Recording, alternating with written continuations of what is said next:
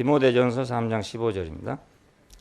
만일 내가 지체하면 너로 하나님의 집에서 어떻게 행하여야 할 것을 알게 하려 함이니 이 집은 살아계신 하나님의 교회요 진리의 기둥과 터니라.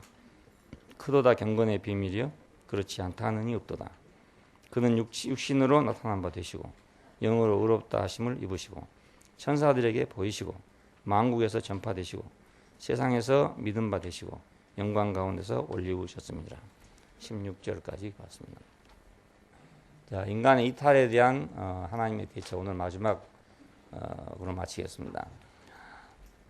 그러니까 이제 하나님의 경륜에 대한 지식을 알아야 최소한도 이건 알아야 내가 나도 물론 좋지만 또 다른 사람에게 내가 무엇을 전할 것인가를 알 수 있기 때문에 그래 지금 디모데전서를 하다가 이 얘기를 하는 것입니다.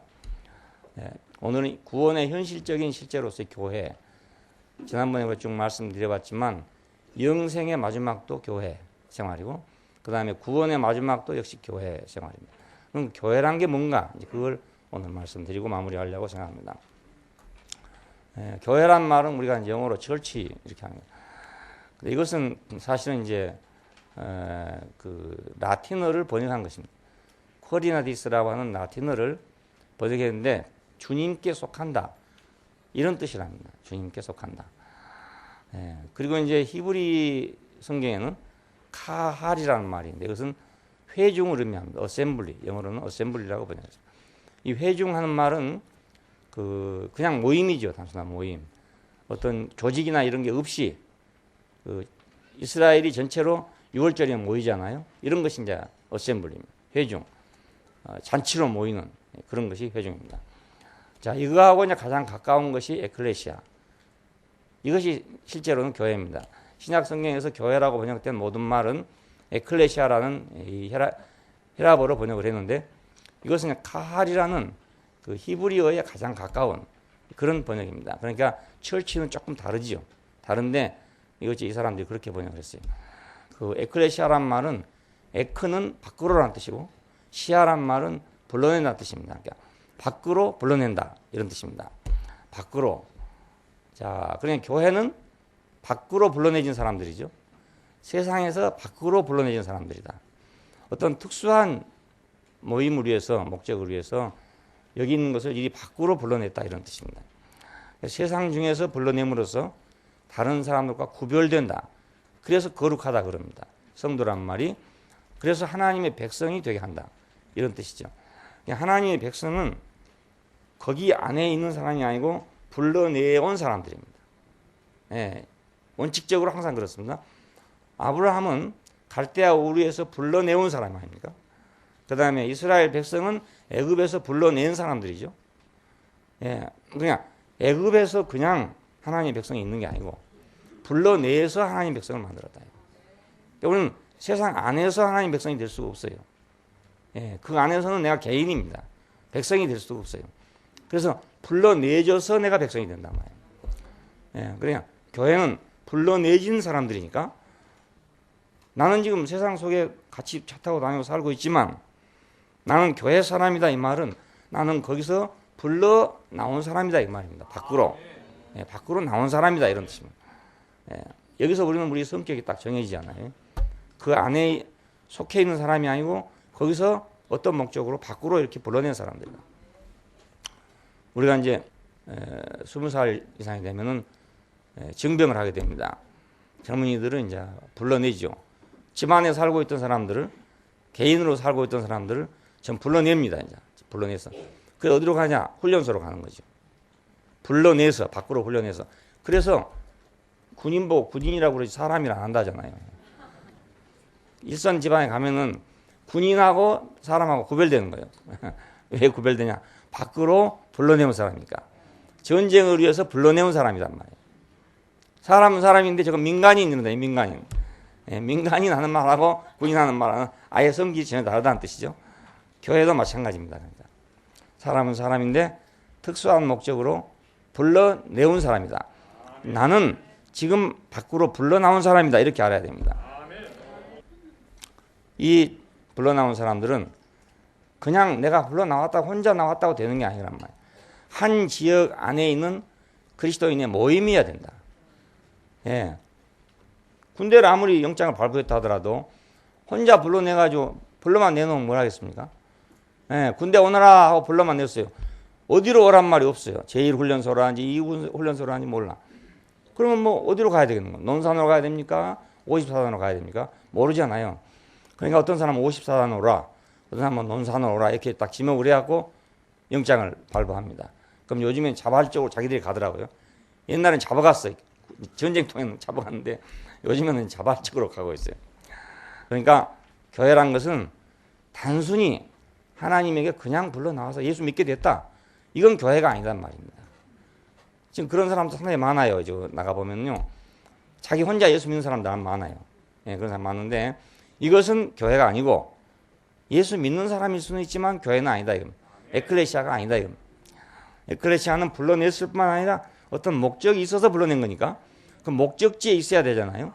그냥 한 지역 안에 있는 모임이에요. 한 지역 안에 있는. 그리고 이건 신자들의 공동체이기 때문에 나 혼자 사는 게 아니고 믿는 사람들이 함께 사는 공동체란 말이에요. 공동체. 나 혼자 사는 게 아니고. 그래서 이걸 이제 뭐 몸이라고도 하고 여러 가지 표현을 한 이유가 공동체라는 이유로 그렇게 했으니까 우리는 부름 받았을 때 이미 공동체로 부름 받았다. 나 혼자를 위해서가 아니고. 그리고 이 교회의 성격이 이제 하나라는 거 하나. 가령 대구에 있든지 부산에 있든지 서울에 있든지 대명동에 있든지 가창에 있든지 간에 모두 하나다. 하나. 예, 그리스도의 모든 교회란 말이 있어요. 로마서 16장 보면은 그리스도의 모든 교회들이다 이런 말. 이건 하나라는 뜻입니다. 주 예수 그리스도의 이름을 부르는 모든 자들이다. 이런 말이 이제 나옵니다. 그러니까 주 예수 그리스도의 이름을 부르는 모든 자들이라고 해서 어떤 사람들은 이제 개인적인 생활을 하는 거예요. 그게 아니고 주 예수 그리스도의 이름을 부르는 한 지역 안에 있는 그리스도인들의 모임이 바로 교회입니다. 예, 그렇지 않으면 교회라고 할 수가 없어요. 교회 인간이라고 할 수 없죠. 에베소 4장에서는 그리스도의 몸이라고 했습니다. 예, 그리스도의 몸을 세운다. 그는 머리이고 그리스도인이라 이 말은 곧 몸이다 이 말인데 몸은 결국 내 생명의 표현이잖아요. 그러니까 교회는 그리스도의 생명의 표현을 위한 것이기 때문에 한 지역 안에 모임이 있어야 되지. 한 지역 안에 모임으로서 있지 않으면 그리스도를 표현할 수 없다 그 말입니다. 예, 표현할 수. 단체적인 표현이 불가능하다. 한 세 사람이란 말이 나옵니다. 이 한 세 사람이란 말은 개인적으로 내가 새롭게 했다는 말이 아니고 새로운 인류라는 뜻입니다. 한 세 사람. 예, 자기 안에서 세 사람을 지어서 로마서에서는 연합된 세 사람 이렇게 말합니다. 그러니까 이것은 새로운 인류를 의미합니다. 새로운 인류는 누구냐? 아담 안에서 태어난 사람은 옛 인류고 그리스도 안에서 태어난 사람은 새 인류입니다. 이 새 인류가 바로 교회다 이겁니다. 그리고 하나님의 권속이라는 말이 나옵니다. 이 권속이라는 말은 가족이라는 뜻입니다. 예, 지금 말을 하면 가족입니다. 하나님의 가족이다. 그러니까 이거 참 대단한 일입니다. 하나님의 가족이니까 하나님도 가족이 있나 이렇게 생각했지만 가족이란 거는 이제 함께 먹고 함께 사는 사람들이잖아요. 한 혈통 안에서 함께 먹고 함께 사는 사람들. 우리는 식구라는 개념이 이제 가족이라는 개념입니다. 결국 서양 사람들은 가족 이렇게 말하지만 가정 말하지만 우리는 식구 이렇게 말합니다. 식구라는 게 지금은 별것이 아니지만 옛날에는 굉장히 중요한 것이 옛날의 모든 문제는 먹는 데 직결되어 있었어요. 왜냐하면 먹는 게 너무너무 어려우니까.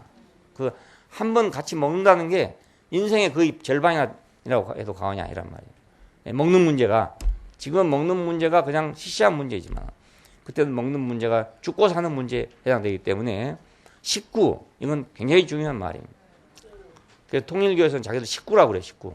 근데 그 연원을 보니까 그 문선명 씨가 처음에 시작할 때 집에서 그냥 몇 사람 같은 식구로 살았대요.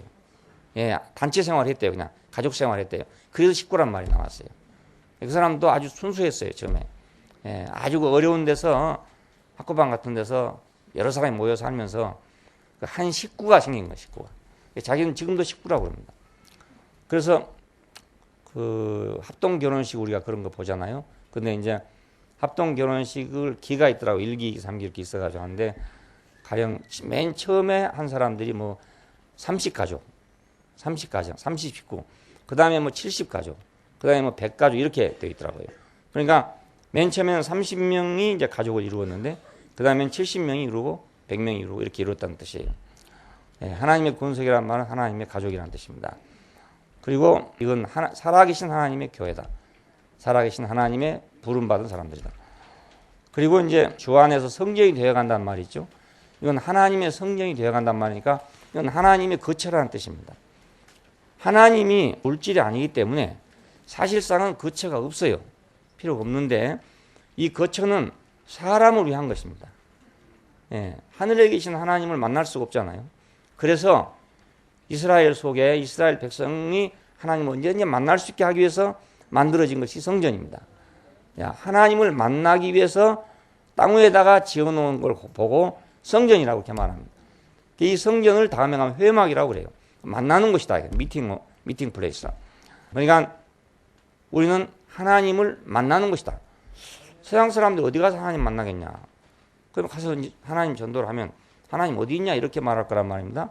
그럼 보통 사람들은 내 마음에 있다 이렇게 말하고 어떤 사람은 저 하늘에 있다 이렇게 말합니다. 요즘에 저 하늘에 있다고 해도 안 통하겠죠. 요즘 사람들한테는 옛날에는 통했지만 요즘엔 하나님 어디 있냐 저 하늘에 있다 그러면 그 하늘이 어딘데 그게 또 안 통할 거란 말입니다. 이치 안 맞아. 그래서 요즘엔 이제 내 마음속에 있다 이런다. 내 마음속에. 내 마음속에 있는 게 아니고 옛날에는 성전 안에 있었고 지금은 교회 안에 있다. 예, 이스라엘 사람들은 내 마음속에 있으면 뭐하러 성전에 갔겠습니까? 하나님 만나러 뭐하러 성전에 갔겠어요? 불교처럼 내 마음 안에 부처가 있는데 내가 무슨 어디로 부처를 만나러 가냐 이거죠. 그렇잖아요? 그래서 이제 좀 미거한 중생들을 위해서 부처님 때 기도를 하고 이렇게 하고 있어요. 근데 사실은 기도하는 것이 부처님께 기도하는 게 아니고 자기가 자기 안에 부처가 있단 말입니다. 자기 안에 부처가 있는데 누구한테 기도를 하겠습니까? 그렇잖아요? 그게 이제 사람들이 원체 미거하니까 내 안에 부처가 있다 그러면 못 알아듣기 때문에 불상을 만들어 놓고 거기다 기도를 하라 이겁니다. 예, 그게 그냥 가르치기 위해서 할 수 없이 한 거예요. 그 사람도 몰라서 그런 게 아니고 다 알고 있어요. 그러니까 우리가 성전은 하나님이 거하신 곳으로 사람을 만나는 곳이다. 사람이 만날 수 있는 하나님의 집이지 결코 하나님이 그 집 안에 있다 그 말이 아닙니다. 그냥 물질로 지은 전에 내가 있겠느냐 이런 말을 했어요. 구약시대 보면. 그런데 그러면 물질로 지은 집에 없으면 하나님 어디가 만날 것이냐. 참 막연해진단 말이에요. 그래도 이스라엘 사람들은 끝까지 그 성전에 가가지고 하나님을 만났었어요. 자, 이 실제가 무엇인가? 오늘 교회가 됐단 말이에요. 자, 교회에 왔으니까 하나님 만날 수 있죠. 왜냐하면 여기서 인격적으로 살아계신 그분이 교회 안에 계시기 때문에 우리는 교회를 통해서 하나님을 보여줘야 된단 말입니다. 예. 교회를 통해서 교회 안에서 운행하시는 교회를 교회되게 하시는 교회의 머리가 되게 하시는 그분을 우리가 증거하는 것입니다. 네. 하늘에 있는 추상적인 신을 증거하는 것이 아니라 교회를 교회되게 하는 분을 증거한다. 이스라엘은 실제적으로 애굽 땅 종되었던 곳에서 인도하여 내신 이를 증거하고 있는 겁니다. 예, 여호와 하나님 그 누구냐 이렇게 물으면 애굽 땅 종되었던 곳에서 우리를 인도하신 하나님이다. 이렇게 증거하는 거예요. 예, 이거 히랍 세계에 들어와가지고 영망이 되고 말았어요. 그러니까 이 사람들은 어떤 자기들대로 신관이 있는 거야, 신관이. 거기다가 끼워 맞추려고 뭐 삼위일체냐 이런 걸 막 연구해가지고 하나님을 분석한 겁니다. 셋이 하나냐, 하나가 셋이냐 이래 분석을. 어떻게 피조물이 그 하나님을 분석해 내겠어요? 이스라엘의 하나님은 그들에게 역사적으로 경험되어진 하나님입니다. 애굽 땅 종되었던 곳에서 우리를 인도하신 분이다. 그분을 우리가 하나님이라 한다 이겁니다. 그분을. 우리 조상들은 비를 내리는 분을 하나님이라 했어. 비 내리고 바람 불게 하고 이런 것을 하늘님이 한다고 생각했어. 하늘님. 예. 그러니까 히랍 사람보다 조금 나아 그래도. 그렇잖아. 히랍 사람들은 생각 속에서 한 거지만은 우리 할머니 할아버지들은 그래도 비를 내리는 분이 하늘님이다 이거거든요. 비록 그것이 미신적이고 비과학적이긴 하지만 그래도 기왕 하늘님 하려면 그래야 되지. 그냥 신을 놔두고 말입니다. 그러다 보니까 그 사람들 신을 막 수없이 만들어가지고 오만 신이 다 있잖아요. 인간을 신으로 만들어가지고 신으로 부르는 거예요. 우리는 할머니, 할아버지는 적어도 그러진 않았죠. 어떻게 하나님을 만듭니까? 비를 내리는 분은 어떻게 만들었어요? 그러니까 비가 안 오면 기우제 지내는 거예요. 가서 하늘님 비 좀 내려주십시오 하고 이렇게. 그래도 어리석어도 이렇게 어리석어야 되는 거예요. 그래야만 다음에 소망이 생긴단 말이에요. 예. 근데 히랍 사람들이 그렇게 해보면 다음에 가도 영 빗나가 버리고 마는 거예요. 우리 할머니들이 지혜로웠어. 하나님의 성전, 이것은 사람을 위해서 하나님이 자기를 만나게 하려고 지어놓은 집입니다. 그럼 교회도 다른 사람들을 위해서 하나님을 만나게 하기 위해서 지어진 집이에요. 우리도 교회 안에서 하나님을 만나고 외부 사람도 교회에 와서 하나님 만나고. 오늘은 교회 없이는 하나님을 만날 것이 없습니다. 유태인들이 참 이거 어리석지만 지혜로운 게 뭐냐면 성전 아닌 곳에 가서는 절대로 예배를 하지 않아요. 예. 바벨론에 70년 포로 생활했잖아요. 그때 지금 히랍 사람 같으면 뭐 하나님 어디는 없냐? 예? 신은 추상적이니까 어디서든지 신에게 경배할 수 있잖아요. 근데 이 사람은 절대로 그런 법이 없어요. 예루살렘에 있는 성전이 아니면 하나님을 만날 데가 없다 이겁니다. 기도를 해도 예루살렘을 보고 하고 다니엘서 3번 그러잖아요. 예, 예루살렘을 보고 향해서 하루에 3번씩 기도했다. 그래서 생겨진 것이 회당입니다. 시나고그라 하는 건데 이건 회당은 그 성전이 아니고 율법을 가르치기 위해서 그들의 신앙생활을 하고 후손들에게 율법을 가르치기 위해서 만들어진 것이 회당이라는 것입니다. 성전 아니죠. 그러니까 자기들은 지금도 성전을 회복하지 못하고 있는 거예요. 각체 모임이 있고 그 회당이지 절대로 성전이 아니에요. 그러니까 거기서 제사 지내거나 이런 건 없습니다. 가면 이제 랍비들의 그 말씀 선포가 있고 또 자기들의 뭐 의식이 있고 이렇지 그 예배란 이런 개념이 전혀 없어요. 그러니까 하나님은 성전에서만 계시고 사람은 성전에 가야만 만난다. 이렇게 우직하게 믿어왔던 그것이 오늘 와서 보니까 교회구나 이것이. 그리고 어리석어도 이렇게 어리석은 것이 옳은 거란 말입니다. 과학적이라 해서 옳은 게 아니고 이건 비과학적이에요. 생각해보면. 어떻게 영이신 하나님이 물질적인 집에 거하겠냐 이겁니다. 과학적으로 생각하면. 근데 그들은 신앙 속에서 하나님이 여기 오신다고 약속했기 때문에 우리는 그렇게 믿는다 이거예요. 이렇게 어리석어서도 지혜로운 어리석음입니다. 우리도 어리석더라도 지혜롭게 어리석어야 돼요. 그리스도의 신부. 이 비밀이 크도다 내가 그리스도와 교회에 대해서 말하노라. 아내와 남편에 얘기하다가 마지막에 딱 돌아서 가지고 내가 그리스도와 교회에 대해서 말한다. 그럽니다. 이것은 배필이라는 뜻입니다. 교회는 그리스도의 배필이다. 지금 그리스도가 무엇을 하려면 교회가 꼭 있어야 돼요. 교회 없으면 못해. 아침에 밥 먹으려니까 집사람이 밥을 차려줘서 먹었어요. 안 그러면 내 혼자 차려 먹어야 돼. 그 밥은 내 혼자 차려 먹어도 되는데 내 혼자 못할 것도 있단 말이에요. 못할 것도 있어요. 그러니까 신부란 말은 배필이라는 뜻입니다. 배필. 영이신 그리스도 하나님은 사람이라는 배필이 있어야 자기가 인격화될 수가 있어요. 그렇지 않으면 그냥 영이죠. 영. 정말 동그라미예요. 동그라미. 아무것도 없는 거. 실령 영자만 아니고 그냥 공영자. 우리한테는 그래요. 근데 사람을 만나면 딱 뭐가 되는 거라. 딱 뭐가 되는 거라. 사람을 만나면 딱 전기가 되듯이. 이렇게. 하나님은 사람을 만날 때 비로소 인격화된다. 그래서 신부라고 그렇게 말합니다. 남자가 여자를 만나니까 어느 날 아기를 낳았어. 남자 혼자 평생 별짓을 다 해도 아기를 낳을 수가 없잖아요. 아무리 똑똑해도 아기를 못 낳아요. 아무리 과학적이라도 아기를 못 낳아요. 여자를 만나니까 그냥 저절로 아기를 낳아요. 그래서 성경적인 정의는 이런 것입니다. 한 지역 안에 있는 모임, 신자들의 공동체, 그리고 하나인 교회, 그리스도의 몸, 한 세 사람, 하나님의 권속, 하나님의 성전, 그리스도의 신부. 이렇게 개념을 정리해 놨습니다. 자, 여기 있는 니케아 신조의 정의를 소개해 놨습니다. 간단하게. 325년에 제정돼 가지고 381년에 황제의 승인을 받은 거랍니다. 뭐 필요 없을지 모르지만 그냥 기독교회가 이렇게 신조를 정해놓고도 그대로 안 지키니까 내가 써놨어요, 일부러. 예. 여기 맨 먼저 통일성이라는 게 있어요. 통일성. 여기는 교회는 문화와 민족과 역사에 따라서 여러 가지 차이가 있을 수 있다 이겁니다. 그렇지만 그럴지라도 하나님을 믿음에 있어서 하나다 이거예요. 이것이 통일성이라는 뜻입니다. 그래놓고 딴짓을 하잖아요. 그래놓고 뭐 너는 이단이다, 너는 아니다. 이래가지고요. 12, 3세기로부터 시작해가지고 한 17세기까지 그 천주교가 있을 땐 차라리 괜찮았어. 처음에는 천주교가 생겨가지고 막 많은 사람 죽였지만은 그 다음에 이제 평정이 됐잖아요. 그래서 천주교가 통일을 해버렸으니까 이제 다른 건 없는 거야. 아예 그냥 없는 건데.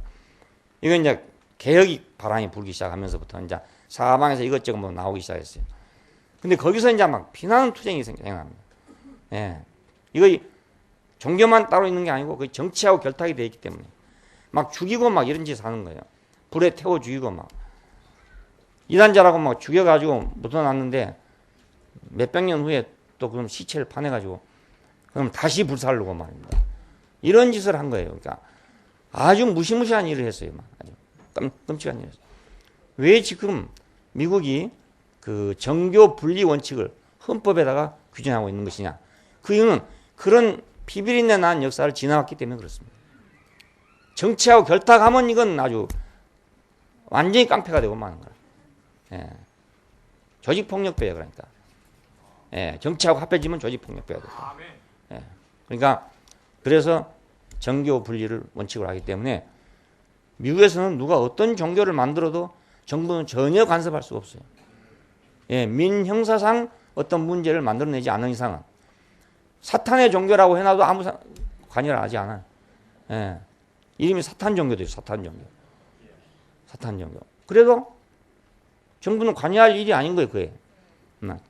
정치가 만일 종교에 관여해버리면 종교가 정치에 붙어버리면 이건 아주 뭐 살인 집단으로 변한단 말이에요. 예. 무서운 거예요. 그 니케아 신조에는 안 그렇다 해놓고 그렇게 하잖아요. 그래서 내가 얘기한 거예요. 거룩성이라는 것은 이건 구별됐다. 세상으로부터 구별된 사람들이다 하는 의미에서 거룩성. 보편성, 이것은 누구나 올 수 있다. 교회는 누구나 참여할 수 있다.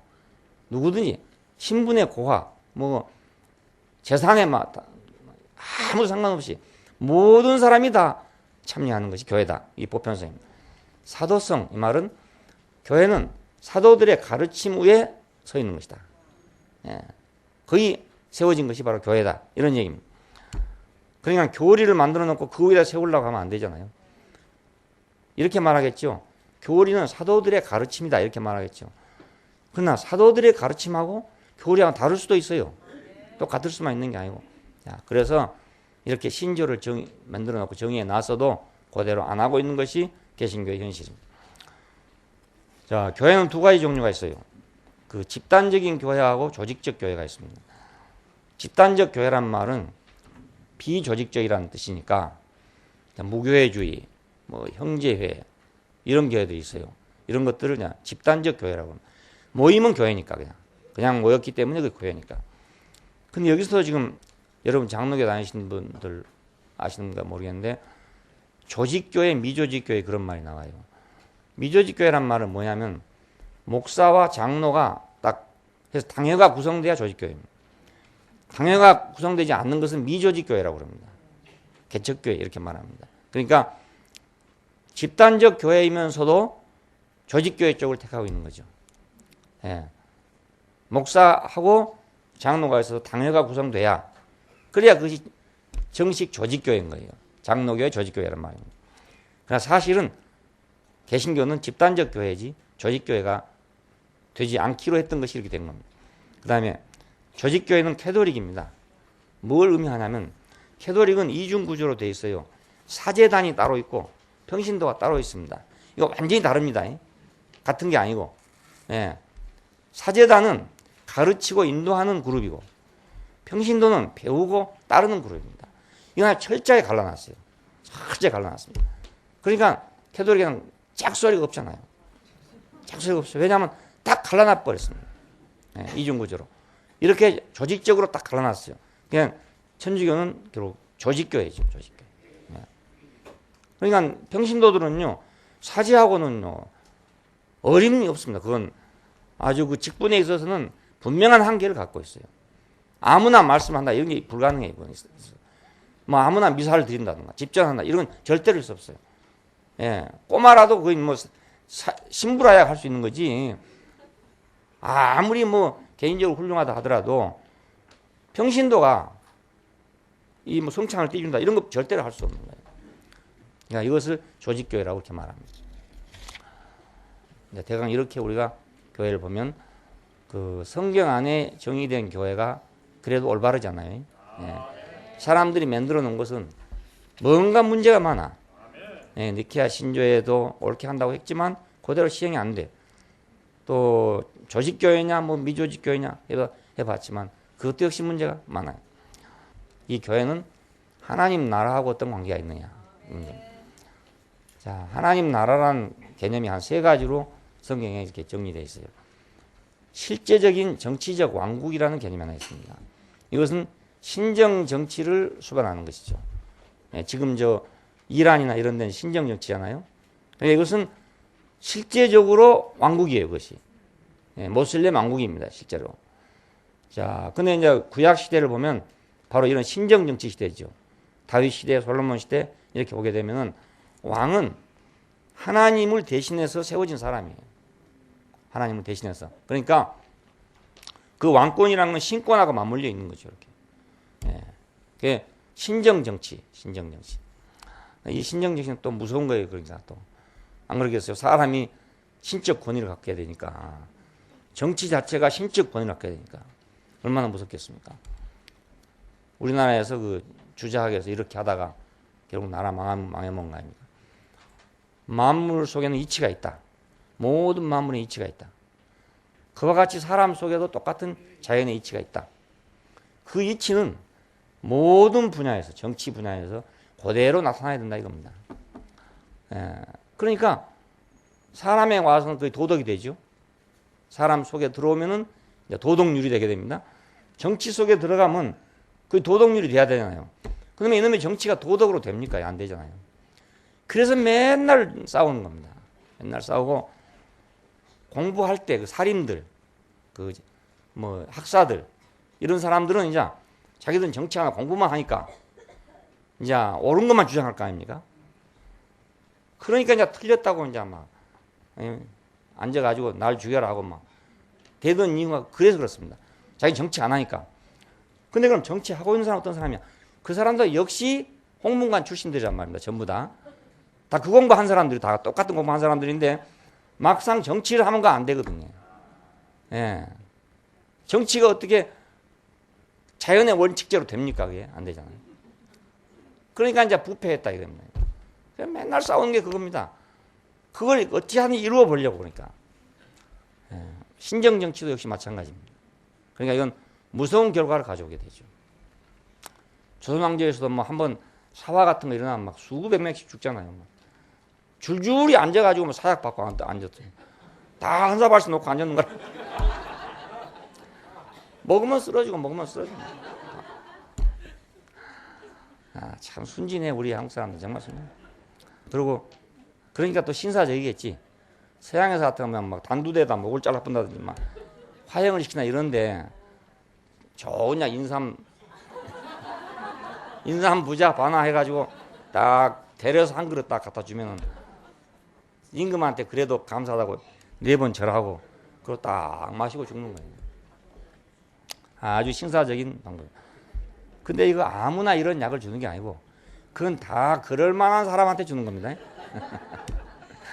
아무 죄인한테 다 주는 게 아니에요. 그건 먹을 만한 사람한테만 주는 거예요. 그러니까 아주 고급이지, 아주 고급. 아주 호사스러운 사형이죠. 신정 정치가 되면 안 되죠. 그러니까 현실은 아담의 범죄로 말미암은 세계인데, 그렇죠? 지금 에덴 동산이 아니란 말입니다. 이게 아닌데 거기다가 에덴 동산의 법을 적용하면 되겠습니까? 안 되잖아요. 이스라엘이 실패한 이유가 그겁니다. 이스라엘 백성은 지금 하나님이 선택한 백성이긴 하지만 그 백성은 역시 아담의 후손 옛사람이란 말입니다. 그 10사람 속에 하나님의 법이 시행돼야 되는데 하나님의 법이 시행이 되겠습니까? 그래 안 되니까 맨날 우상숭배하고 그렇게 된 겁니다. 마찬가지로 퇴계 선생님도 그걸 알았더라면 이게 아담이란 걸 알았어도 안 그럴 텐데 이게 사람도 나무와 같이 하늘과 같이 그렇게 원리를 갖고 있다고 생각했어요. 그러니까 그 시행하면 된다 이거면 시행하면 된다. 그러다가 결국 날이 샌지 날이 저문지 모르고 세계에서 그렇게 난리를 치고 지금 막 배 타고 돌아다니면서 막 돈벌이하고 다니는데 도대체 뭘 하는지 모르고 그냥 오리 꿈꾸는 사람들처럼 그 짓을 하고 있었어요. 그러니까 그런 정신 속에서 개화가 안 된답니다. 왜냐하면 외부 걸 받아들여야 되는 개화를 하려면은 근데 그것밖에 없는 사람들한테 개화가 되겠어요? 안 되잖아요. 그러니까 받아들일 수 있는 외부의 문물을 받아들일 수 있는 정신적 여건이 안 돼 있었다는 거예요. 네, 안 돼 있어요. 그래서 일본은 먼저 받아들였고 우리도 못 받아들여서 망하게 된 것입니다. 네. 우리도 미리 받아들였으면 안 되냐? 미리 받아들일 수가 없어. 정신적 기반이 안 돼 있는 거예요. 네. 그거 이외에 하나 외에는 절대로 다 배격하기 때문에 심지어는 중국의 노장 사상도 배격을 하는데 서양 오랑캐가 가져온 걸 받아들이겠어요? 안 되잖아요. 그게 망할 수밖에 없게 돼 있었어요. 그러니까 신정 정치는 안 된다. 세상 신정 정치는 안 된다. 그래서 이제 내적 영적인 실제다 이런 개념이 생겨요. 이건 하나님의 통치에 대해서 자발적으로 수용하는 것. 우리가 하나님의 통치에 대해 자발적으로 수용하는 것. 그러니까 이건 단체적이 되게 어렵겠죠. 개인적이 될 수밖에 없겠죠. 내적 영적인 실체다.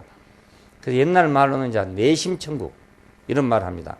내심천국. 천국은 내 마음에 있다. 그러니까 내가 하나님께 순종하면 그게 바로 천국이다. 이런 뜻이 되는 거죠. 세 번째는 헌신하는 사람들. 예수 그리스도의 이름 아래에서 전적으로 복종하며 자신들을 드리는 그런 사람들의 세계. 그것이 바로 하나님 나라다. 이런 개념이 성경에 이제 뒤섞여 있어요. 세 가지 개념이 신약 성경에 뒤섞여 나옵니다. 신약 성경. 하나님 나라와 천국에 대해서 성경이 두 가지로 딱 구별해 놨습니다. Kingdom of Heaven 하면 천국이고 Kingdom of God 하면 하나님 나라잖아요. 하나님 나라. 지금 많은 믿는 사람들이 천국과 천당을 구별을 못한 거예요. 그래가지고 우리 보고 천당 없다 한다고 이제 그래야 하거든요. 이 성경에 천당이란 말은 없고 하나님 나라, 천국 두 가지뿐입니다. 그러니까 내가 언제 천국이 없다 했습니까? 천국이 분명하게 있는데 천당은 성경에 없으니까 내가 말 안 한 거지. 있으면 왜 말 안 하겠습니까? 그렇잖아요. 성경에 없어서 안 한 거거든요. 하나님 나라는 마태복음에 4번, 누가복음에 7번, 마가에 7번, 누가복음에 25번, 사도행전 7번, 서신서대 7번 이렇게 사용했답니다. 근데 이것은 모두 하나님의 다스림과 그 영역을 말할 때 하나님의 나라 이렇게 표현했어요. 하나님의 나라. 그때 당시는 현실적인 하나님의 나라라는 것을 말하기가 불가능한 시대였습니다. 왜냐하면 로마의 지배하에 있는 시대 아닙니까? 거기서 만약 다른 나라를 말하면 역적이 되는 거죠. 이제 반역자가 되는 거 아닙니까?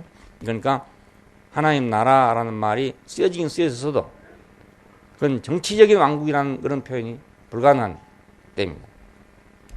천국이라는 말은 마태복음에 36번 사용했대요. 마태복음은 천국이라는 말을 제일 많이 사용했죠.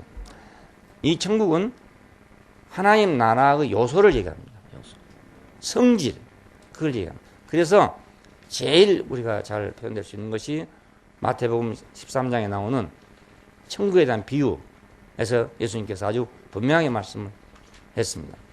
뭐 씨 뿌리는 비유를 할지, 밭에 묻힌 보화의 비유를 할지, 겨자씨 비유를 할지, 진주장사의 비유를 할지 이런 것은 전부 천국을 말하는 건데 천국은 비유로 하지 않으면 말할 수 없다는 거예요. 왜냐하면 그것은 천국은 성질이기 때문에 어떤 성질이기 때문에 비유로 말해야 한다. 뭐 오늘같이 뭐 예수님께서 공부를 많이 하시고 이렇게 했더라면 뭐 그걸 뭐 숫자로 어떻게 표시했을 수 있을지 모르겠지만 예수님도 공부를 못 하신 분이니까 뭐 그렇게 표현할 수 없잖아요. 비유로밖에 표현할 수 없는 비유로밖에. 그래서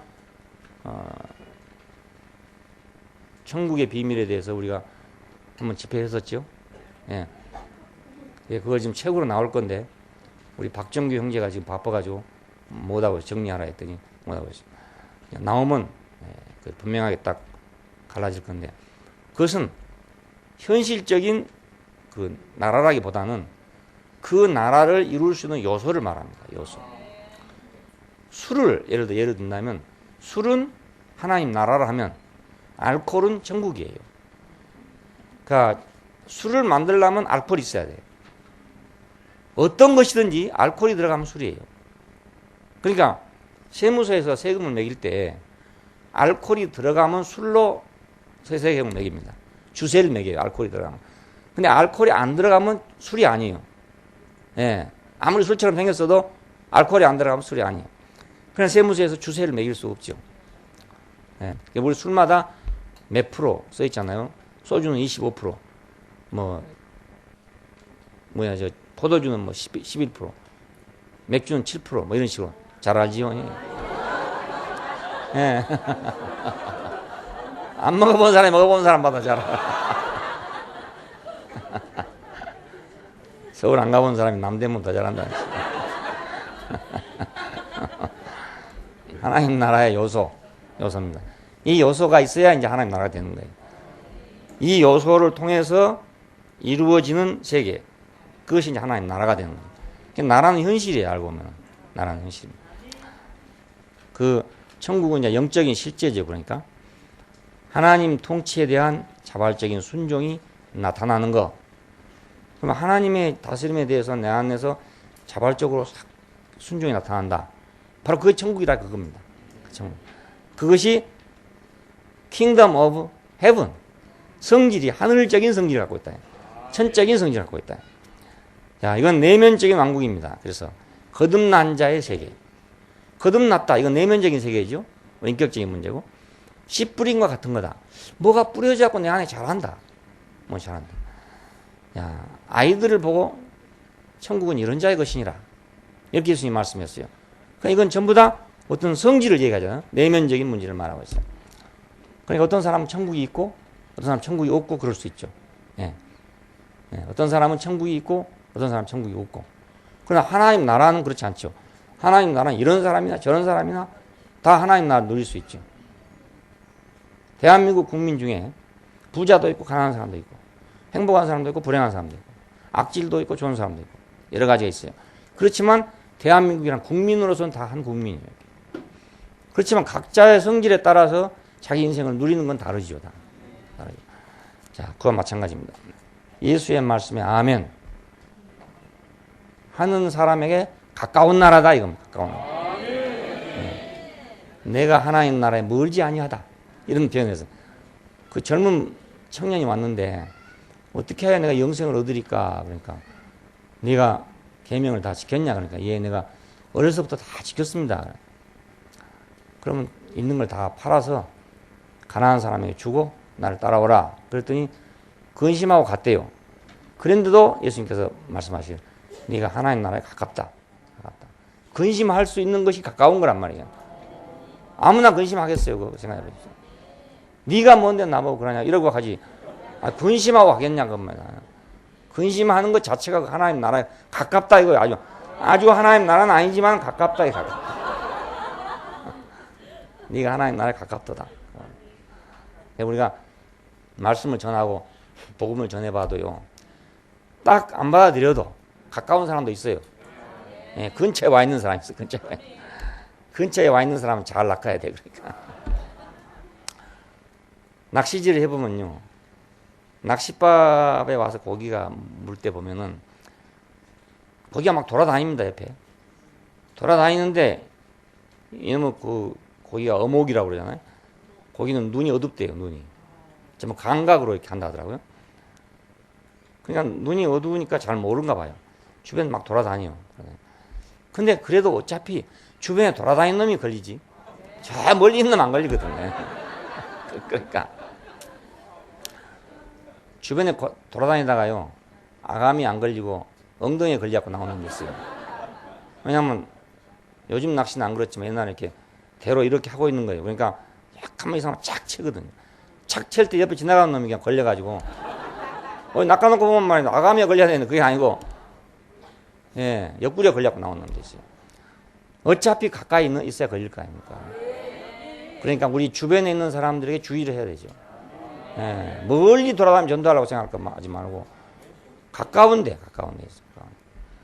가까운데 직장에 가면 직장 8시간씩 내가 일해야 되는데 그걸 그냥 일만 하고 올 것이 아니라 그 주변에 돌아다니는 고기나 마찬가지 아닙니까? 그 고기 놔두고 어디 태평양에 가서 어떻게 고기를 잡겠어요? 요즘에만 노방전도 이런 거 해갖고 하기는 어렵습니다.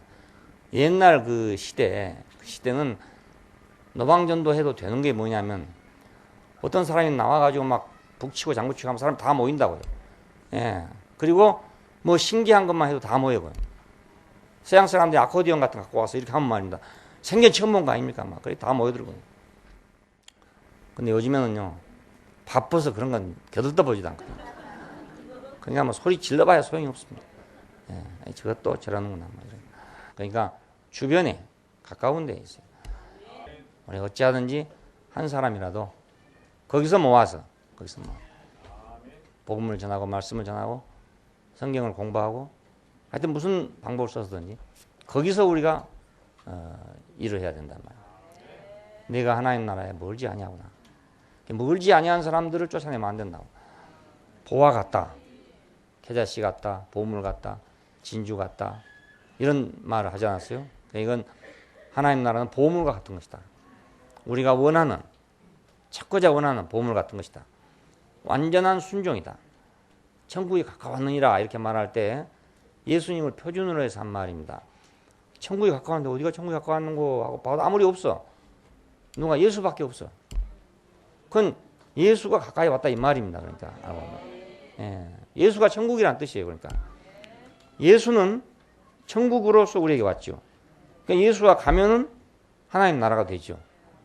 예수가 있는데 하나님 나라가 돼. 알코올이 있으면 술이 되듯이 예수가 있으면 하나님 나라가 되죠. 그러니까 회개하라 천국이 가까웠느니라 하고 세례 요한이 말했는데 가깝기는 뭐가 가까워? 아무것도 없는데. 근데 세례 요한이 지시한 사람이 예수 아니에요. 저 사람을 봐라 이겁니다. 그러니까 때가 찼고 하나님 나라가 가까웠다 이렇게 말하고 있어요. 자, 그러면 이제 지상에 세워질 하나님 나라 어떤 것인가? 계시록에 보면은 세상 나라와 우리 주와 그리스도의 나라가 되어 그가 세세토록 왕노를 할 것이다 이런 말이 나옵니다. 이건 분명히 어떤 현실이 이루어진단 말 아닙니까? 또 나라와 제사장으로 삼으신 이에게 이런 말이 또 나오잖아요. 하늘의 보좌를 베풀었더라 이런 말도 나옵니다. 자, 이걸 우리가 순전히 영적으로만 생각할 것이냐 아니면 현실에 나타날 수 있는 것이라고 생각할 것이냐 하는 문제에서 기독교는 여러 가지 의견이 있어요. 단지 이건 영적인 것이다 이렇게만 생각해요. 이 사람들은 이제 현실 속에서는 하나님의 나라가 이루어질 수 없다고 생각하는 사람들입니다. 불가능하다. 그러니까 이건 결국은 우리 내면적 세계고 인간의 정신적 세계지 현실적 세계가 될 수 없다. 이렇게 생각하는 사람도 있어요. 그런가 하면 어떤 사람들은 아니다. 이것은 현실 안에서 이루어질 나라다. 이렇게 생각하는 사람도 있는 겁니다. 그럼 지상에서 하나님 나라는 세워질 것이냐 말 것이냐. 영원히 그러면 천국이라는 그 성질만 있고 내면 천국만 있고 하나님 나라는 없는 거냐. 지금 개신교는 거의 없다는 생각입니다. 그리고 언제 올 거냐. 갑자기 어느 날 온다.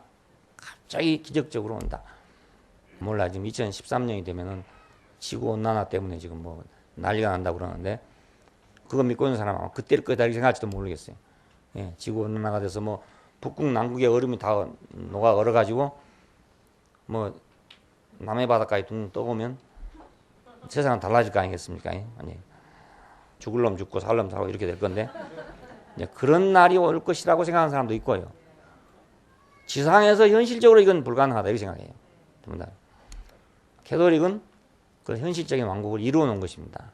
놨는데 그런 캐톨릭 왕국이죠. 캐톨릭 왕국. 근데 그것이 하나님 나라냐? 비슷하기는 한데 하나님 나라는 아니다. 비슷하긴 한데. 그리고 개신교보다는 나아요.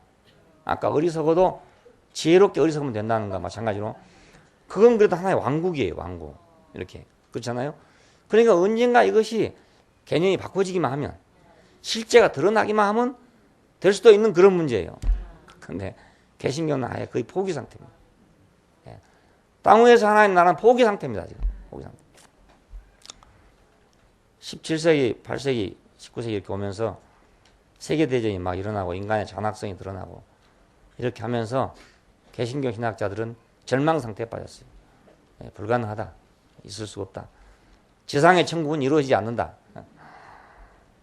어떤 사람들은 지상 천국을 또 부르짖는 사람도 있어요. 자, 이게 이제 고민입니다. 우리도 역시 고민인 거예요. 자, 이 영적 실제가 어떻게 그러면 지금 영적 실제는 있는데 그렇죠? 교회 안에서 봐도 있단 말이에요. 있긴 있는데 이게 어떻게 새 예루살렘이 되는 것이냐? 어떻게 새 예루살렘이 될 것이냐? 교회만 있다면 상당히 된 거죠. 그래도 그렇죠? 교회 안에는 실제도 있고 형상도 있잖아요. 천국도 있고 하나님 나라도 있어요. 근데 세상을 보면 이제 안 된단 말이죠.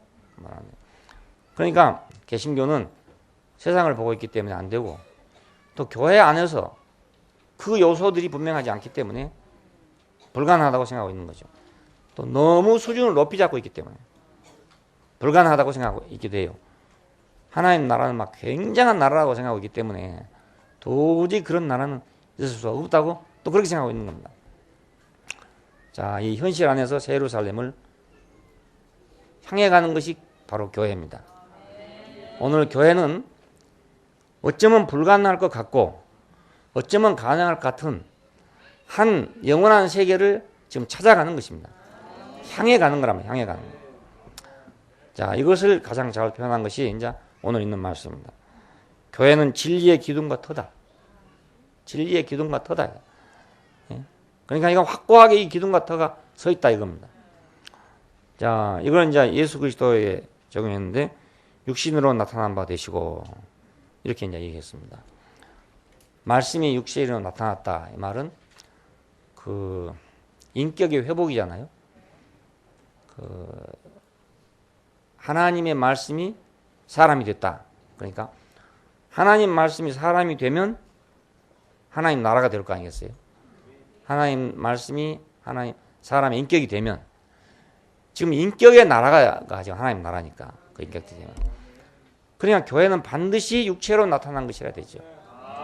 예, 교회가 무형의 교회라는 건 있을 수 없어요. 그러니까 반드시 우리와 같은 사람으로 구성돼야 된단 말이에요. 사람 나타나야 되는데 그러면 오합지졸 모아놓으면 교회냐 그게 아니고 말씀이 육체로 드러나야 된다. 야, 우리 육신적인 인간인데 육신적인 이 인간을 통해서 하나님의 말씀이 표현된다. 나타난다. 예. 그러면 그것이 하나님 나라가 된다 그 말입니다. 자, 예수님은 말씀이 육체가 됐어. 그러니까 사람들이 그를 볼 때 천국이 가까웠다라고도 하기도 하고 참 하나님이시고 영생이다라고 하기도 하고 이런 말들 하게 됐어요. 그 한 사람이 왔는데 그런데 만일에 1000명이 그렇게 왔다. 그럼 그건 나라 아니겠어요? 네. 10,000명이 왔다. 10만 명이 왔다. 그러면 나라 아닙니까? 10,000,000명에서 말씀이 육신이 됐다. 그럼 나라 아니겠어요? 이건 인격의 회복입니다. 영으로 의롭다함을 받으시고 이것은 하나님도 인정했다 이 말입니다. 그러니까 하나님은 창세에 이르는 뭘 기다려왔냐? 지금까지 바로 그걸 기다려왔단 말이에요. 말씀이 육체가 되는 걸 기다려왔어요. 예수님이 말씀이 육체가 되는 걸 기다려왔고 예수님을 통해서 우리 안에서 또 다시 말씀이 육체가 될 것을 기다리고 있단 말입니다. 하나님은 어차피 표현돼야 되는 거니까. 표현되는 것이 하나님 나라가 되는 거니까. 그분이 표현되지 않으면 나라가 안 될 거 아니겠어요. 그러니까 말씀이 육체가 되신 예수께서 오신 것은 우리들의 맏아들로 오셨다. 맏아들. 네, 맏아들. 첫 열매가 되셨다. 이렇게 말합니다. 그러면 하나님의 이제 목적 속에는 온 세상의 모든 인류가 말씀이 육체가 된 세계 안으로 들어오겠구나. 이런 계산이 있겠죠. 하나님 안에. 영으로 의롭다함을 받았다. 이것은 말씀이 육체가 된 것을 보고 하나님께서는 그걸 인정했다 이런 뜻입니다. 인정했다. 바로 그거다. 내가 찾던 게 그거다. 이렇게 인정했다 이거예요. 세상에서 전파됐다. 이 말은 그 나라가 확장되더라 이거거든요. 확장되더라. 사도행전 읽어보면은 하나님의 나라가 막 확장된다고 하고 있어요. 사실은 몇 사람 안 되죠. 안 되는데 그 사도들의 영적인 눈으로 볼 때는 하나님 나라가 막 퍼지고 있는 걸 봤던 거예요. 퍼지고 있는 거. 예, 우리도 그래요. 우리도 그래요. 아까 몇 사람 왔지만 한 사람 오니까 막 한 집 식구가 막 저기 조기 꾸러미처럼 막 쫙 따르는 그러면 그때 우리가 직감적으로 느끼는 것은 야 이게 그냥 꾸러미처럼 막 오게 되면 이 나라가 막 급속도로 확장되었구나 이런 생각 안 나겠어요. 전도하는 사람도 그걸 느낀다고요. 사람이 많아서 그런 게 아니고 하나가 와도 그렇게 느낀다고요. 그 순회 원리 하나가 둘을 전도하면 둘이 또 둘씩을 전도한다. 그러면 그건 막 급속도로 퍼집니다. 이게 금방이에요. 금방. 박넝쿨 뻗어가는 것보다 더 빨라. 그건. 빨라. 꼭 그대로 못해서 그렇지. 그 김중건 목사님 그걸 소망했던 거 아닙니까? 하나가 둘 되고 둘이 넷 되고 넷이 여덟 되고 이렇게 되는 그 세계를 이제 꿈꿨고 봤던 거예요. 그걸 하려고 했는데 못했어요. 제대로 되지는 못했어요. 근데 우리도 내 일생에 내가 꼭 두 사람만 확실하게만 씨를 심어 놓는다면 그럼 그 두 사람은 또 확실하게 두 사람을 심을 거 아니겠어요? 예. 그럼 이건 기하급수도 아니고 이런 것 보면 뭐라 하는지 모르겠는 거예요. 수학 선생님 뭐라고 하는 건지. 신 선생님. 이해 적업성이라 이해 적업성.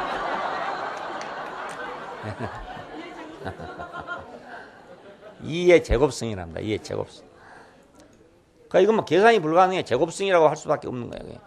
예, 숫자를 어떻게 할 수가 없어. 막 너무 많아지니까 뭐 천만, 백만, 억만 하다가 더 이상 셀 수가 없잖아요. 뭐 그래서 광년 어쩌고 막 이래서 하는데. 그러니까 그렇게 하기 어려우니까 제곱성 이렇게 말하는 거예요. 제곱성. 세상에서 전파되고 세상에서 믿음 받았다. 아무리 전파한다 해도 안 믿으면 무슨 소용이 있겠습니까? 믿어진 바가 되니까 이것이 확실한 거 아니겠어요? 믿어진 바가 되니까. 아니 아무리 해도 안 믿어진다. 그러면 하나님 나라 안 되죠. 믿어진 바가 되니까 하나님 나라 될 수 있죠. 예. 근데 왜 한꺼번에 다 안 믿어지고 어떤 사람 먼저 믿어지고 다음 사람 다음에 믿어지냐? 그 생명의 원리가 그래요. 뭐든지 먼저 믿어진 사람이 있고 또 다음에 믿어진 사람이 있고 그렇게 돼 있어요. 다 똑같이 믿어진 게 아니고 기회 같으면 똑같이 되겠지만은 생명은 똑같이 그렇게 되는 게 아니고 먼저 된 자가 있고 나중 된 자가 있고 그렇습니다. 열매도 먼저 익은 것이 있고 나중 익은 것이 있고 그렇습니다. 말씀 듣는 것도 먼저 듣는 사람이 있고 다음에 듣는 사람이 있고 그렇습니다. 예, 뭐 누가 더 잘났다 이건 말할 거 없지만은 하여간 먼저 듣는 사람이 있어요. 먼저 듣는. 예, 먼저 듣는 사람이. 모세가 먼저 들었잖아요. 모세가. 예수님이 먼저 들은 분이잖아요. 먼저 들은 사람이 있어가지고 그 사람을 통해 또 듣는 거예요. 그냥 모세는 그 불이 번쩍거리는 속에서 들었지만 다른 사람은 불이 번쩍거리는 속에 들은 게 아니고 모세의 입을 통해 들었다고요. 그게 훨씬 쉬워졌잖아요. 자, 그러니까 이것이 계급은 아닌데 그런 단계가 있다고요. 불 속에서도 들을 수 있는 사람이 있고 불 속에서 못 들을 사람도 있고 다메섹으로 가던 길에 와장창이 있는데 거기서 바울 한 사람만 들었어. 바울 한 사람은 네가 왜 나를 핍박하느냐. 정말 한 사람만 들었어요. 딴 사람은 못 들었어요. 그러니까 그 먼저 들은 사람을 통해서 다음 사람이 듣게 되는 거라고요. 이건 생명의 원리예요. 그러니까 세상에서 믿음 바 됐다. 그러니까 하나만 믿게 되면 그 다음에는 계속 믿게 되게 되는 거예요. 하나만 믿게 되면.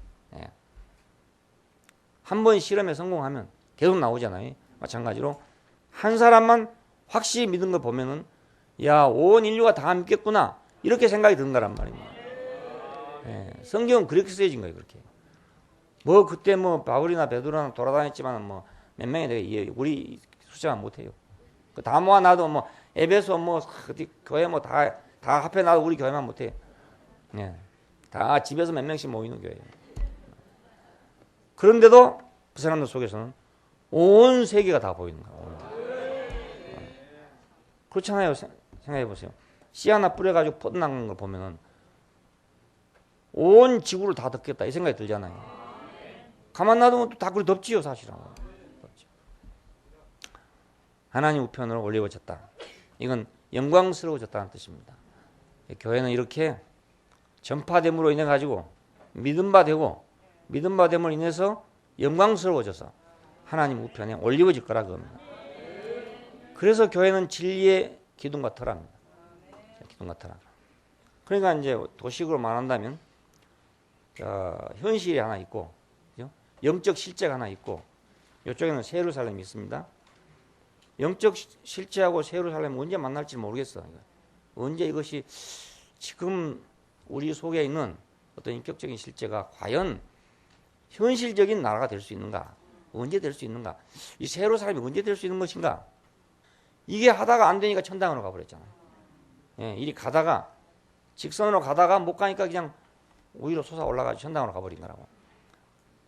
근데 성경은 거기서 천당으로 올라가는 걸 얘기하고 있는 게 아니고 여기 가서 새 예루살렘이 꼭 된다고 하는 거예요. 어떻게 해서 새 예루살렘이 되는가 이겁니다. 이 사이에 교회가 있어요. 이 사이. 이거 영적인 실제와 새 예루살렘이라는 현실 사이에 교회가 끼어 있다고. 자, 그러니까 교회는 지금 영적인 실제를 가지고 새 예루살렘을 향해 가는 열차라고 할 수 있습니다. 가고 있는 거. 그러니까 이 안에서 지금 움직이고 있습니다. 영적인 실제가 새 예루살렘으로 움직이고 있는 거예요. 그냥 있는 게 아니고요. 그러니까 교회 안에서 우리가 새 예루살렘의 미래를 보지 못하면 딴 데가 볼 수 없어요. 그게 꿈꾸는 사람들이 생기는 거예요. 그겁니다. 그걸 못 보니까 그냥 뭐 막 꿈에 막 하늘에서 뭐가 왔다더니 막 뭐 천사들이 뭐 있다더니 뭐 이런 소리 했었고 무슨 소리가 들렸다더니 막 이랬었고 막 이런 소리 하는 게 교회 안에서 보지 못하기 때문에 잘하고 있는 걸 보지 못하니까 씨가 잘하고 있는 걸 보지 못하기 때문에 그런 생각을 하게 되는 거예요. 왜? 온다고는 했는데 있다고는 했는데 안 오잖아요. 멀지 않다고 했는데 뭐 지금 2000년이 됐잖아요. 예, 벌써 세월이 얼마나 흘렸습니까? 그러니까 사람들은 모두 거기서 이제 하늘로 올라간 사람 여러 가지가 생겼어요. 지금도 산 위에 올라가 가지고 기다리고 있는 사람도 있고요. 예, 안식일교회 한 지파들은 지금도 산에 올라가서 기다리고 있어요. 예, 이번에 거기서 온 어떤 자매님 얘기한 거 들어보니까 몽땅 팔아가지고 그리 갔대요. 저 원주가 있는 데로 갔대요. 가가지고 싹 털고 왔대요. 가서 싹 털어불고 왔대요. 어찌 그랬냐 그러니까 곧 오신단 바람에 오신다. 그러니까 참 순진한 사람들이지. 그런 사람들은 잘못하긴 잘못했지만은 좀 영리하지 못해 잘못하긴 잘못했지만 그래도 지혜롭게 어리석은 거라. 지혜롭게. 그런 사람은 언제 만나도 한번 만날 거 아닙니까 진짜. 그래서 지금 우리 교회로 왔어요. 네, 너무너무 좋아요. 네, 언제 한번 와서 선을 보여야 되는데 너무너무 좋아요. 왜냐면 이제 가서 그런 데가 보고 왔잖아요. 보고 왔으니까 현장 학습을 딱 하고 이제 왔으니까 아주 너무나 좋아요. 너무. 대구에 오는데 처음 나를 만나러 온다고요. 아주 고운 한복을 일부러 장만해가지고 다른 일도 봐야 되는데 그 옷을 싸가지고 와서 그 옷을 입고 절을 한번 하겠다고 왔어. 그러니까 얼마나 좋으면 그러겠어요. 얼마나 좋으면 그러니까. 야, 참 만일에 이 교회가 그러니까 새 예루살렘의 요소를 가지고 지금 잘하지 못한다면 인류는 절망입니다. 갈 데가 없어요. 예, 기독교에 갈 데가 없습니다. 기독교도. 예. 뭐 예수 믿어갖고 잘된 사람 있다. 안 믿어도 잘된 사람 많잖아요.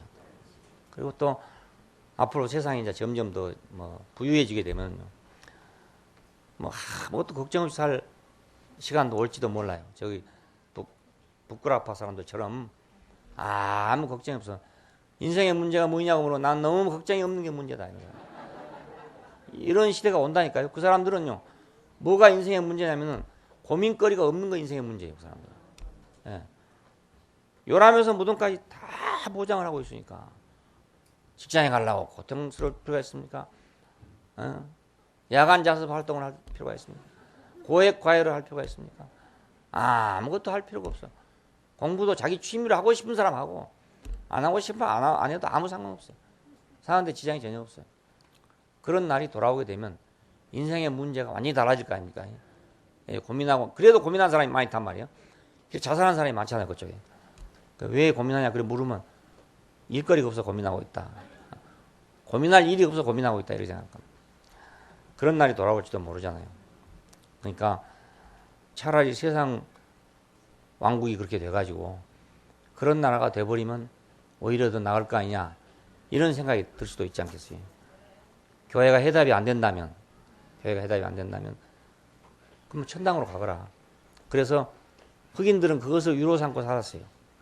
비록 지금은 목화밭에서 노예 생활을 하지만 저 푸르고 푸른 하늘에서 자비롭고 은혜로우신 예수님께서 자리를 마련해놓고 우리를 기다리고 있다. 그러니까 흑인 연가를 들으면 그 구슬프잖아요. 세상의 어떤 고통을 짊어지고 그 천당을 바라보고 사는 그런 사람들이 생겼거든요. 자, 만일에 교회가 새 예루살렘의 요소를 가지고 점점 성장하고 발전하지 못하면 이 인류는 절망입니다. 갈 데가 있어요. 그러나 교회는 분명하게 이 영적 실제를 갖고 있어요. 이 영적 실제는 그냥 있는 게 아니고 이건 잘하고 있단 말입니다. 인격으로 잘하고 있어요. 사회적으로 잘하고 있어. 자, 그러니 이것은 새 예루살렘으로 가고 있단 말이에요. 여기 영적 실제인 천국하고 교회하고 새 예루살렘하고 이렇게 딱 있습니다. 우리는 지금 한 가운데 있습니다. 공간적으로 보면 가운데지만 이건 또 공간적인 문제가 아니에요. 또 시간적으로 보면 현재에 있지만 또 그건 시간이라고 할 수도 없어요. 이건 영원 안에서 시간도 공간도 없어요. 사실 알고 보면. 근데 우리가 편리하게 하느라고 이제 날짜를 만들어 가지고 30일씩 잘라서 12개로 만들어 놓은 거예요. 우리가 편리하게 하려고. 왜냐하면 그거 안에는 나이가 몇 살 먹은지도 모르거든요. 12장 넘어가니까 한 살 먹었다고 생각하지. 이거 없으면요 항상 그날이 똑같아. 나보고 뭐 누가 몇 살 먹었다 그러면 내가 언제 그렇게 먹었냐고. 할머니들한테 가가지고 몇 살 먹었다 그러면 내가 언제 그렇게 먹었냐고. 달력 없으면 그렇게 되니까 할 수 없이 달력을 만들어 놓은 것입니다. 시간도 없고 공간도 없어요. 알고 보면 우리는 영원한 세계 안에서 우리는 한 세계를 향해서 지금 자라고 있는 것입니다. 이것이 교회예요. 그러니까 교회는 이 땅 위에서 소망입니다. 소망. 모든 사람에게 줄 수 있는 소망이에요. 여기 와서 인생을 되찾아야 되고 되찾은 것만 아니고 인생의 목적지를 찾아가야 된단 말입니다. 우리가 하나님의 경륜의 이 목적지가 어딘지를 모르면 전도를 했는데 어디로 갈 줄 모르는 거라 하잖아요. 내가 옛날에 그랬잖아요. 옛날에 시골에 있을 때 어느 친구한테 예수 믿으라고 여러 번 편지도 하고 했어요. 했는데 어느 날 이 친구가 털레털레 왔어. 아주 반갑게 왔어. 나 예수 믿게 됐다고. 그래 반가워가지고 들으라고 했더니 책을 하나 딱 가지고 왔는데 보니까 원리강론이라 원리강론. 그럼 어디 됐냐 그러니까 자기 집 앞에가 통일교가 들어왔대요. 자기 통일교 하게 됐대요. 나는 그냥 예수만 믿으라고 했으니까 교회만 다니라고 했으니까 자기는 그 교회 간 거죠. 그래가지고 거기서 뭐 합동 결혼식도 하고 아주 유명해졌어요. 부산 지구 총무까지 하고 이랬는데 요즘에 찾으니까 없어. 지금 어디로 가는지 도무지 못 찾겠어요. 그 전도한다는 게 그렇게 돼버렸다니까. 우리가 어디로 가라고 못 해주고 그냥 끄집어 내놓기만 하면 말입니다. 그런 식이 돼버린 거예요. 그냥 그런 식이. 그때는 내가 어찌 할 수가 없었어요. 뭐 방법이 없으니까. 그래 나도 할 수 없이 통일교에 대해서 연구를 하게 됐잖아요. 그 친구 때문에. 이게 뭔가 하고 연구해 봤더니 그것도 일리가 있어요. 잘 썼네. 정말 책 잘 썼네. 이렇게 명백하게 쓴 책이 다 있노. 이렇게 감탄했다니까요. 그러니까 젊은 사람들이 책 보면 감탄 안 하겠습니까? 게다가 그렇게 말하더라고요. 자기 앞에 왔는데 광주의 중앙여고 출신 처녀가 왔는데 내 이름도 안 잊어먹어. 신기자라고 그래. 이름도 안 잊어먹는데 영통을 한대. 영통. 그래서 오늘 우리 집에 누구누구 왔다 갈 거랑 다 안돼요. 그러니까 이 애가 뭐 홀딱 반해가지고 그리 가버렸잖아요. 네. 가만히 앉아 다 안돼요. 아니요, 그거 통일교 영통이라고. 영통. 그러니까 우리가 전도하는 사람은 하나님의 경륜이 어디로 흐르고 있는가를 분명하게 제시를 해줘야 된다. 난 예수를 오래 믿었고 신학도 공부하고 목회도 한다고 하고 전도도 한다고 했는데 지금 생각하니까 어디로 갈 줄은 몰랐던 거란 말이야. 어디로 갈 줄은 몰랐어. 그러니까 그냥 막연한데 전당으로 간다는 생각만 했어. 막연한데 확실히 믿지도 못하면서 그런 신앙도 없으면서 그래도 그거밖에 없으니까 그거밖에 없으니까 그것이 있을 거라는 그 생각만 가지고 예수를 믿었다니까요. 물론 그것도 안 믿는 것보다 낫죠. 왜냐하면 그렇게라도 믿었으니까 내가 지금 다른 세계로 옮겨왔을 거 아닙니까. 아주 안 믿는 것보다 나아요. 근데 믿기는 믿는데 어디로 갈 줄을 모르면 곤란하단 말이에요. 어디로 갈 줄을 우리가 이 경륜의 비밀을, 경륜의 코스를 우리가 분명히 제시해야 된다. 그러니까 교회로 반드시 와야 되는 거예요. 교회 안 하고 그냥 예수 믿으라고 해갖고는 안 되는 거예요. 안 되는 거예요. 집을 짓다가 마는 것과 똑같아요. 그러니까 오늘 여러 시간을 통해서 우리는 지금 그 경륜의 비밀에 대해서 얘기를 했습니다. 그 사역자들이 알아야 될, 복음을 전하는 사람이 알아야 될 그 하나님 나라의 코스를 좀 얘기했으니까 여러분이 많이 복습하고 또 여러분 더 많이 깨닫고 더 해서 더 확실하게, 나보다 더 확실하게 그렇게 여러분이 증거해 주시기를 부탁하는 것입니다. 기도하십시다. 감사하신 아버지 하나님, 우리를 세상으로부터 불러내시고 당신의 영원한 나라를 준비하셔서 그 나라를 보고 소망할 수 있도록 놀라운 은혜를 주신 것을 감사합니다. 수많은 사람이 길을 잃고 어디로 갈 줄은 모르고 있고 어떤 사람은 길에 들어오긴 들어왔지만 목적지를 몰라서 또 방황하고 있습니다. 이제 우리에게 불러내 주시고 길 위에 세워주시고 목적지를 보여주시고 우리가 소망을 가지고 갈 수 있도록 이 놀라운 은혜를 주신 것을 감사합니다. 이제 우리를 만나는 모든 사람에게 이 분명한 사실을 전파하기를 원하고 그들을 인도하여 하나님 나라에 이르게 할 수 있는 사람들이 되게 하여 주시기를 원합니다. 주 예수님 이름으로 기도합니다. 아멘. 주님 안에 사는 그의 풍성 넘쳐나네 세상 사